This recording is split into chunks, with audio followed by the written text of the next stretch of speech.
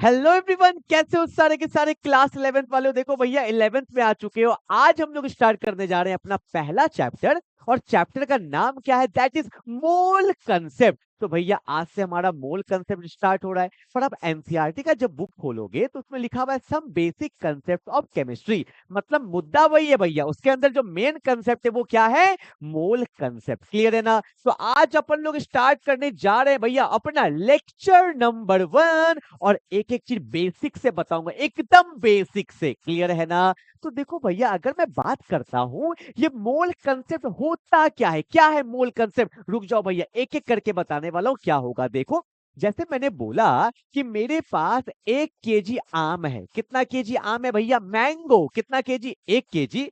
तो मैं बोल सकता हूँ 1 केजी में कितना ग्राम होता है भैया? 1000 ग्राम। बोलो हाँ या ना? मैंने बोला मेरे पास 1 डजन आम है। 1 डजन।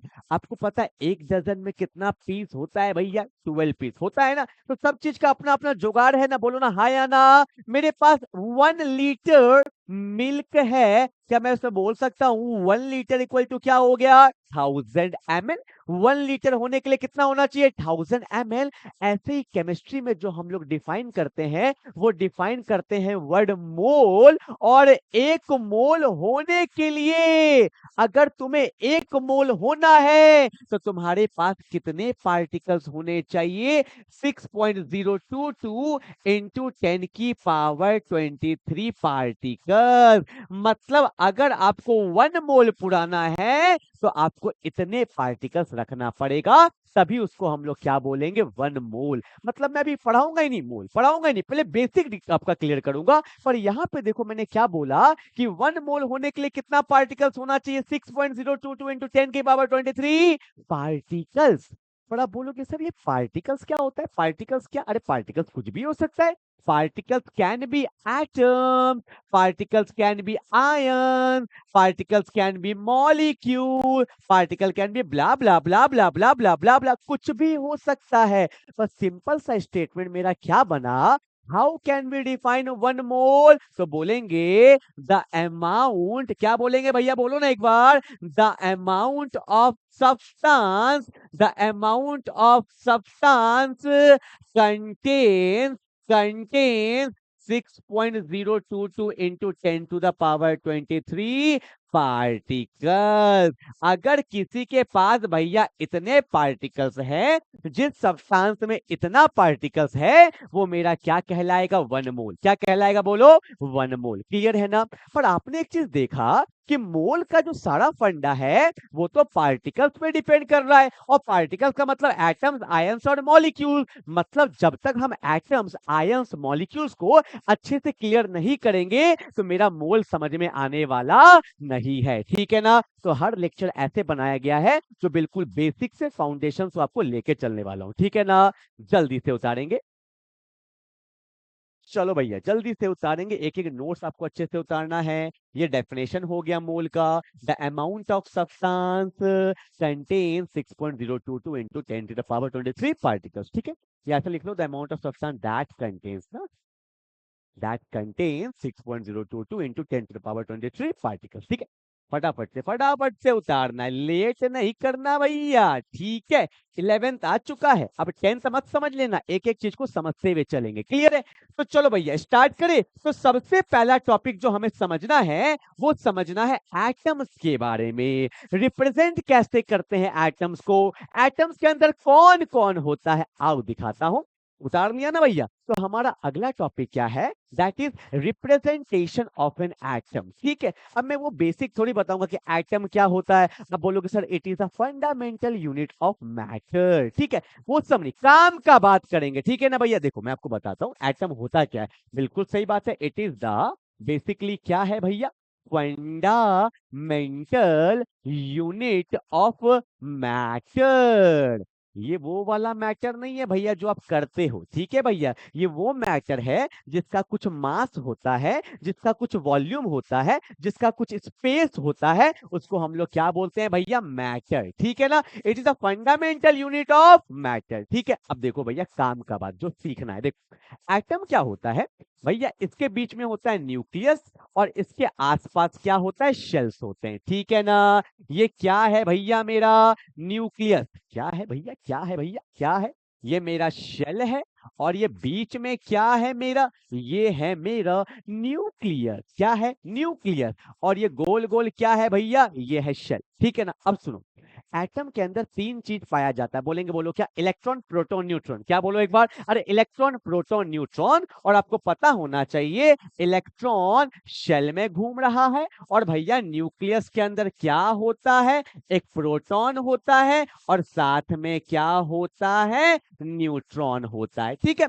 मैंने एक छोटा सा स्ट्रक्चर बना दिया, ये मेरा एटम है, न्यूक्लियस है और ये क्या है, शेल है। अब सुनो, देखो होता क्या है, कोई भी एटम को हम लोग रिप्रेजेंट कैसे करते हैं, एक्स से, ठीक है भैया। ये तुम्हारी वाली एक्स नहीं है भैया, ये एक्स एक सिंबल है एटम का, क्लियर है ना। अब ध्यान देना भैया, ये एक्स क्या है, एक एटम है जिसमें नीचे भैया हम लिखते हैं जेड और ऊपर लिखते हैं ए। फिर जेड और ए क्या है, तो जेड मेरा होता है क्या, एटॉमिक नंबर। और ए मेरा क्या होता है, एटॉमिक मास, ठीक है। देखो मैंने लिखा कार्बन, एटॉमिक नंबर होता है 6, मास क्या 12, ठीक है ना। मैंने लिखा नाइट्रोजन क्या 7 और 14। तो नीचे वाला एटॉमिक नंबर, ऊपर वाला एटॉमिक मास। कभी कभी इसको हम ऐसे भी लिख देते हैं, यहाँ लिखा 7, यहाँ लिखा 14, तो कोई नहीं है, मतलब चलता है, ठीक है ना। 7 नीचे एटॉमिक नंबर, ऊपर वाला एटॉमिक मास, ठीक है ना। जैसे मान लो मैंने यहाँ पे लिखा ऑक्सीजन, एटॉमिक नंबर 8 है, एटॉमिक मास क्या है 16 है, ठीक है। अपना अपना तरीका होता है, पर नीचे वाला एटॉमिक नंबर, ऊपर वाला एटॉमिक मास। तो ये कोई भी एटम को रिप्रेजेंट करने का क्या होता है भैया, तरीका। क्या होता है बोलो एक बार, तरीका। क्लियर है ना, क्लियर है, जल्दी वाले उतना उतारो। हाँ, ए मेरा क्या है, एटॉमिक मास है, जेड एटॉमिक नंबर है, ठीक है।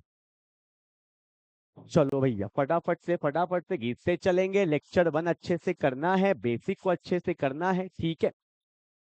चलो भाई उतार लिया ना, क्लियर है। ये क्या है, मेरा रिप्रेजेंटेशन ऑफ एटम है, ठीक है ना। चलो नीचे वाला एटॉमिक नंबर, ऊपर वाला एटॉमिक मास। और एटम के अंदर तीन चीज होते हैं, कौन कौन, इलेक्ट्रॉन प्रोटॉन एंड न्यूट्रॉन, ठीक है। चलो अब ध्यान से सुनना, हटाऊं इसको, हटाऊं क्या, बना लिया ना। अब ध्यान से सुनो, देखो भैया होता क्या है, होता क्या है, अगर मैं बात करता हूं इलेक्ट्रॉन का, अगर मैं बात करता हूं प्रोटॉन का, अगर मैं बात करता हूं न्यूट्रॉन का, देखो सिंबल क्या है, इलेक्ट्रॉन का सिंबल ई होता है, ऊपर चार्ज क्या है, माइनस। तो आपको पता चल गया इलेक्ट्रॉन जो होता है वो होता है नेगेटिवली चार्ज, नेगेटिव है, ठीक है ना। प्रोटॉन कैसा होता है भैया, पॉजिटिवली चार्ज। और न्यूट्रॉन का मतलब नील, या बोल सकते हैं न्यूट्रल, ठीक है ना। N for neutral, P for positive, E और क्या है, नेगेटिव है।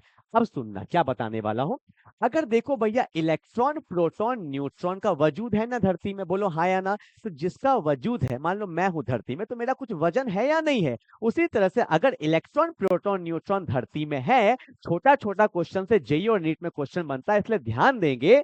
तो आपको पता होना चाहिए कि भैया इलेक्ट्रॉन प्रोटॉन न्यूट्रॉन का चार्ज कितना है भैया, नेगेटिव क्या, अरे कुछ वैल्यू तो होगा, नेगेटिव क्या, आज मैं बताऊंगा। और उसके बाद अपने को पता होना चाहिए इनका मास। इससे भैया क्वेश्चन बना हुआ है, इसलिए आराम आराम से करेंगे, ठीक है। सुनो, देखो भैया इलेक्ट्रॉन का जो चार्ज होता है, if I talking about what, ओ ओ ओ, देखो भैया, देखो इलेक्ट्रॉन का जो चार्ज होता है, पहली बात तो वो नेगेटिव होना ही होना है, क्योंकि इलेक्ट्रॉन इज नेगेटिवली चार्ज। पर वैल्यू क्या होता है, 1.6 इंटू 10 की पावर माइनस 19 कूलम। इलेक्ट्रॉन का जो चार्ज का यूनिट क्या होता है, कूलम। और इलेक्ट्रॉन का जो चार्ज होता है वो होता है माइनस, नेगेटिव तो रहेगा ही, 1.6 इंटू 10 की पावर माइनस 19 कूलम, एकदम पता होना चाहिए। और प्रोटॉन का जो चार्ज होता है वो होता है प्लस 1.6 इंटू 10 की पावर माइनस 19 कूलम। इलेक्ट्रॉन और प्रोटॉन का चार्ज बिल्कुल सेम होता है, but electron is negatively charge and proton is positively charge, clear है। और न्यूट्रॉन का तो कोई टेंशन ही नहीं है भैया, ये क्या होगा, नील बोल दो या क्या बोल दो, जीरो बोल दो, इसमें कोई भी चार्ज नहीं रहता है, ठीक है। बहुत जगह पे काम आने वाला है भैया, जो भी चीज बता रहा हूं अच्छे से समझ के चलेंगे। ये चार्ज पता होना चाहिए, ये चार्ज पता होना चाहिए, इसका तो कोई दिक्कत ही नहीं है, ठीक है। अब चलो आगे बढ़ते हैं, मास पे देखो भाई, मास बहुत काम आने वाला है। इलेक्ट्रॉन का जो मास होता है ना, if I talking about electron, तो इलेक्ट्रॉन का जो मास होता है वो होता है 9.1 इंटू 10 की पावर -31 kg, 10 की पावर -31।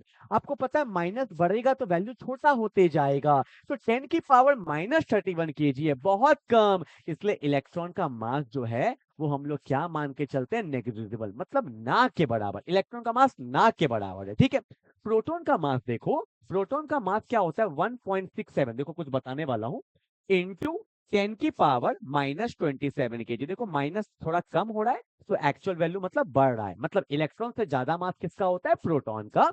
और यहाँ पे भी क्या होता है 1.67 इंटू 10 की पावर -27 kg। देखो मैं कुछ बताने जा रहा हूँ, जब हम लोग न्यूमेरिकल सॉल्व करते हैं तो दो ही डेसिमल तक लेते हैं, तो यहाँ भी दो डेसिमल में क्या है 67, यहाँ भी क्या है 67। पर बहुत लोग को लगता है कि सर दोनों का मास सेम है क्या, नहीं सेम नहीं है। जब हम लोग न्यूमेरिकल्स करते हैं तो अप्रोक्सीमेटली सेम मान लेते हैं, पर अगर पूछ लिया गया कि arrange the following in decreasing order of their mass of electron, proton and neutron, तो सबसे ज्यादा मास किसका है, ये दोनों का मास सेम नहीं होता है। देखो छोटा सा क्या होगा, यहाँ होता है 1.672 और यहाँ होता है 1.675। अगर अरेंज करने दे देगा तो मास ऑफ न्यूट्रॉन सबसे ज्यादा होगा, उससे कम मास ऑफ प्रोटॉन, और सबसे कम क्या होता है, मास ऑफ इलेक्ट्रॉन। 11th में आ गए हो, छोटा छोटा बात पे खेला हो जाता है यहाँ पे, इसमें समझ समझ के हर एक चीज ये सब नोट में आपको लिखना है, जो जो इंपॉर्टेंट बात है। क्लियर है ना, सबका चार्ज के बारे में पता चल गया, सबका मास के बारे में पता चल गया, किसको नेग्लिजिबल लेना है वो आपको पता चल गया। जल्दी उतारेंगे।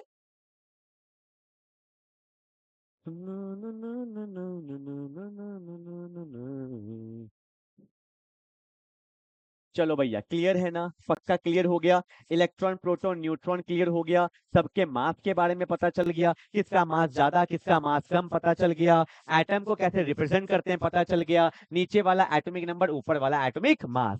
अब जो मैं आपसे पूछने वाला हूँ, सुनना सुनना, देखो क्या हुआ, मैंने बोला कार्बन क्या है, एटम है। नाइट्रोजन क्या है, एटम है। ऑक्सीजन क्या है, एटम है ना भैया, है ना। अब सुनना, अगर कार्बन नाइट्रोजन ऑक्सीजन एटम है तो इसके अंदर ऑब्वियस सी बात है इलेक्ट्रॉन प्रोटॉन न्यूट्रॉन होगा ना, क्योंकि आपने तो बोला कि एटम के अंदर तीन चीज होता है, इलेक्ट्रॉन होता है, प्रोटॉन होता है और न्यूट्रॉन होता है। अगर carbon nitrogen oxygen aluminium sodium ये सब क्या है, एटम है, तो सबके अंदर इलेक्ट्रॉन प्रोटॉन न्यूट्रॉन होगा ना। तो हमारा अगला टॉपिक क्या है, calculation of electron proton and neutron. Clear है ना, तो हर एक टॉपिक रिलेटेड है, इसलिए हमारा टॉपिक क्या है, calculation of electron proton and neutron. समझना अच्छे से ना क्या क्या बता रहा हूं। देखो होता क्या है, अगर मैं बात करता हूं एटम्स के अंदर कितने इलेक्ट्रॉन्स है, नंबर ऑफ इलेक्ट्रॉन्स का बात करता हूं, तो इसमें स्टार मार्क कर रहा हूं। देखना क्यों, स्टार मार्क कहीं पे भी देख लोगे ना तो मतलब उसमें भैया पूरा पूरा सही नहीं है, कुछ ना कुछ दिक्कत है। तब जाते होगे मार्केट, देखते होगे कोई कोई एमआरपी में ना स्टार मार्क लिखा होता है, स्टार मार्क का मतलब भैया कुछ ना कुछ वहां पे लफड़ा है, ठीक है। तो क्या होगा अभी बताऊंगा, देखना। नंबर ऑफ इलेक्ट्रॉन जो होता है वो हमेशा तो नहीं, मतलब मोस्टली किसके बराबर होता है, एटॉमिक नंबर के बराबर। किसके बराबर, एटॉमिक नंबर। कोई भी एटम पे अगर हम चेंज आपका चेक करने वाले इलेक्ट्रॉन किसके बराबर होता है, तो एटॉमिक नंबर के बराबर, ठीक है। हल्का चेंज आता है, मैं आपको बताऊंगा, रुक जाइए। अगर मैं बात करता हूं नंबर ऑफ प्रोटॉन के बारे में, तो प्रोटॉन में कोई दिक्कत नहीं है भैया, ये हमेशा किसके बराबर होगा, एटॉमिक नंबर के बराबर होगा। किसके बराबर होगा, एटॉमिक नंबर के बराबर होगा, कोई दिक्कत नहीं। और जो मेरा आता है ना नंबर ऑफ न्यूट्रॉन, सुनना भैया, न्यूट्रॉन के बारे में बात कर रहा हूं। ये एक एलिमेंट है, एक्स ऊपर ए है नीचे जेड है। जेड मतलब एटॉमिक नंबर, इलेक्ट्रॉन हो गया, प्रोटॉन हो गया। न्यूट्रॉन के बारे में बात करेंगे तो मैं लिख रहा हूं ए माइनस जेड, मतलब ए का मतलब क्या हो गया, एटॉमिक मास, और जेड का मतलब क्या हो गया, एटॉमिक नंबर। तो इससे आपका क्या निकल जाएगा, नंबर ऑफ न्यूट्रॉन। क्लियर है, तो इलेक्ट्रॉन प्रोटॉन न्यूट्रॉन आपको पता चल गया। एक चीज और बता दूं, एक चीज और बता दूं, एक और चीज होता है क्या, जिसको हम लोग बोलते हैं number of nucleons, number of nucleons. अब सोचो तो यार, न्यूक्लियॉन्स वर्ड लग रहा है न्यूक्लियस से आया है क्या, हाँ। और न्यूक्लियस के अंदर क्या होता है, प्रोटॉन और न्यूट्रॉन। तो नंबर ऑफ न्यूक्लियॉन्स जो होगा वो होता है number of proton plus number of neutron. तो ये चार चीज अपने को पता होना चाहिए। क्लियर है, पक्का ना? कहीं कोई दिक्कत तो नहीं ना? फटाफट से लिखो, क्वेश्चंस करेंगे और ये जो सामक है इसका भी मैं आपको समाधान देने वाला हूँ। ठीक है, जल्दी करेंगे।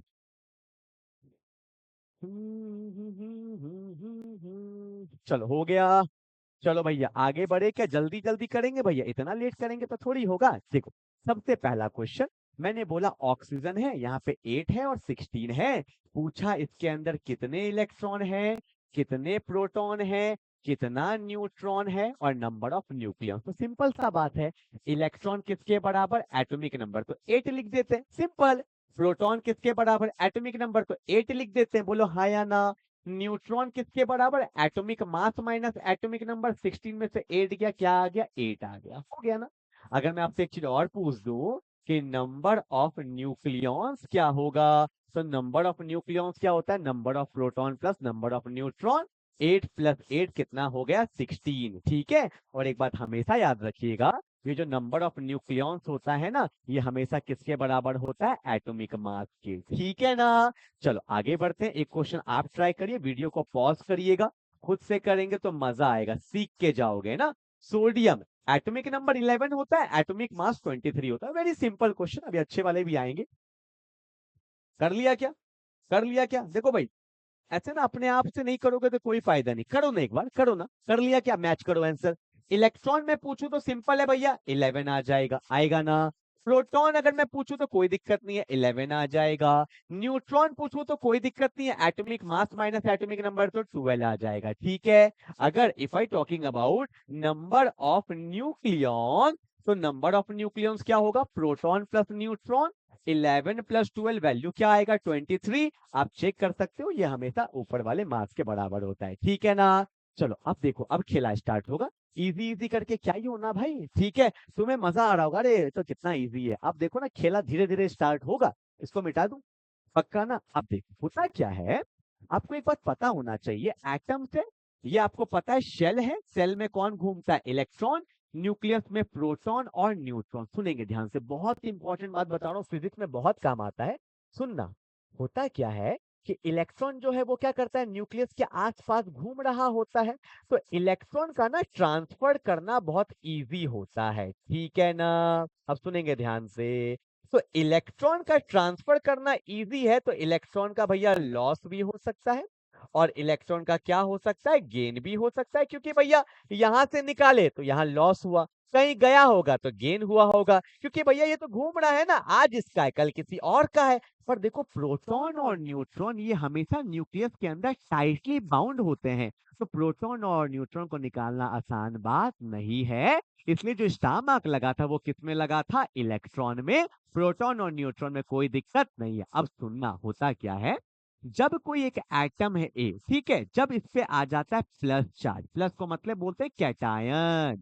ठीक है, क्या बोलेंगे? बोलो, कैटायन। जब कोई एटम पे आ जाता है प्लस चार्ज, इसका मतलब वहां पे क्या हुआ है? इलेक्ट्रॉन का loss, that is called loss of electron.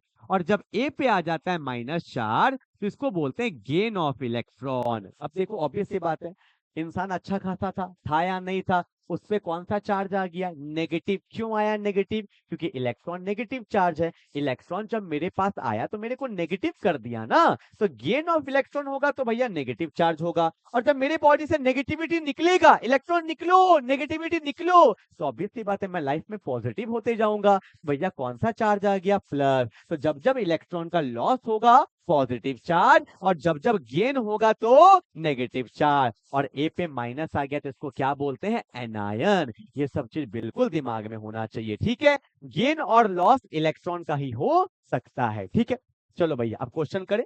जैसे मैंने बोला कि सोडियम पे प्लस है, तो आपके दिमाग में पहले आना चाहिए कि सोडियम का एटॉमिक नंबर तो 11 होता है, मास 23। अब देखो भैया, इलेक्ट्रॉन क्या होगा?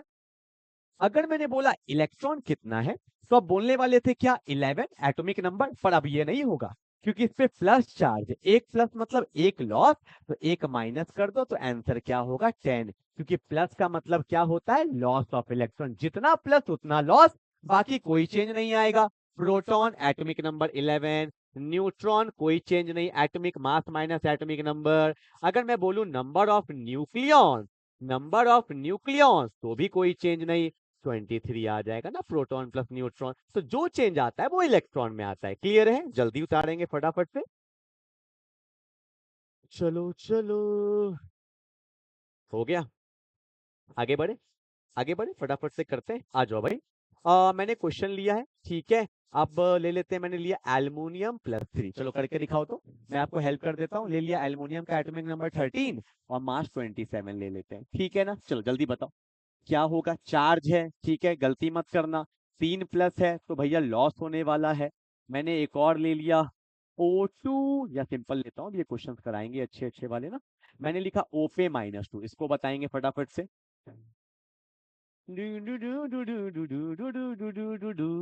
हर एक लेक्चर को अच्छे से करना है, समझ समझ के करना है, ठीक है। चलो भैया, कर लिया होगा आपने, कर लिया होगा। इलेक्ट्रॉन एटॉमिक नंबर 13 है, होना चाहिए, पर 3 का लॉस हो जाएगा ना, प्लस चार्ज है तो 10 इलेक्ट्रॉन। अगर मैं बात करूं प्रोटॉन का तो कोई दिक्कत नहीं है 13, न्यूट्रॉन का भी कोई दिक्कत नहीं है, 23 से 13 गया तो 14 बचेगा। Number of nucleon, number of nucleons, proton plus neutron कितना होगा? 27। I hope you will get the concept, ठीक है ना। चलो भाई, O-2 बताओ। O-2 सिंपल है, अब गेन हो जाएगा, माइनस का मतलब गेन हुआ है, तो 8 तो होना चाहिए था ना। ऑक्टेन का एटॉमिक नंबर 8 होता है, पर 2 गेन कर लिया तो 8 + 2 कितना हो गया? 10 इलेक्ट्रॉन, ठीक है। मैं लिख देता हूँ ऑक्सीजन 8 एंड 16, ठीक है। अगला देखो, अगर मैं बात करता हूँ प्रोटॉन का तो वेरी सिंपल, एटॉमिक नंबर 8। अगर मैं बात करता हूँ न्यूट्रॉन का तो 16 में से 8 गया तो 8। If I talking about number of nucleon तो 8 + 8 क्या हो जाएगा? 16। क्लियर है ना? तो दैट्स वेरी सिंपल क्वेश्चन, ठीक है। अब रुको, अब करेंगे अच्छे वाले क्वेश्चन, ध्यान देना फटाफट से। अरे बोलो ना, हटाऊं क्या? जा रहा है ना यहाँ पे। अब देखो, अच्छा क्वेश्चन, होमवर्क भी दूंगा भैया, कमेंट करना होगा, ऐसे थोड़ी काम चलेगा। अब देखो, मैंने लिख दिया NH4+, इसको अपन लोग बोलते हैं भैया अमोनियम आयन। कौन सा आयन? अमोनियम आयन बोला जाता है। जिसके भी लास्ट में EM होता है मतलब उसमें पॉजिटिव चार्ज होगा, और जिसके लास्ट में 8 होता है मतलब नेगेटिव चार्ज। ये छोटा छोटा बात है केमिस्ट्री का।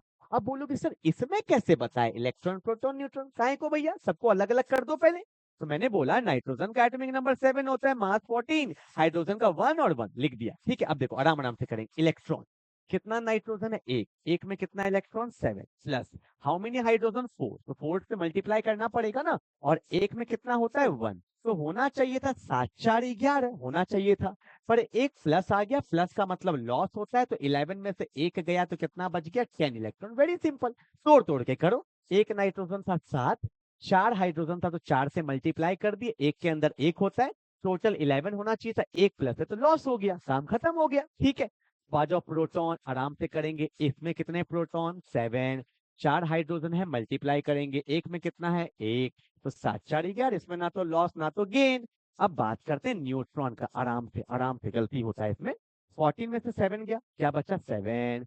4 से इंटू करेंगे, 1 में से 1 गया, 0, मतलब हाइड्रोजन के पास न्यूट्रॉन नहीं है, तो 4 × 0 तो 0 हो जाएगा, सिंपल, क्या बचता है? 7। लोग जल्दी जल्दी में गलती कर देते, अरे 1 में से 1 गया तो 0 ही हो जाएगा ना, ठीक है। अगर मैं बात करता हूँ नंबर ऑफ क्या न्यूक्लियॉन्स का, तो प्रोटॉन प्लस न्यूट्रॉन, 11 + 7 क्या हो जाएगा? 18। क्लियर है? तो तोड़ तोड़ के बनाइए, बनेगा क्वेश्चन। क्लियर है?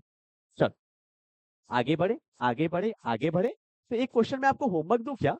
ये मैंने लिख दिया CO3-2, इसको अपन लोग बोलते हैं कार्बोनेट आयन। कौन सा आयन? कार्बोनेट आयन बोलते हैं।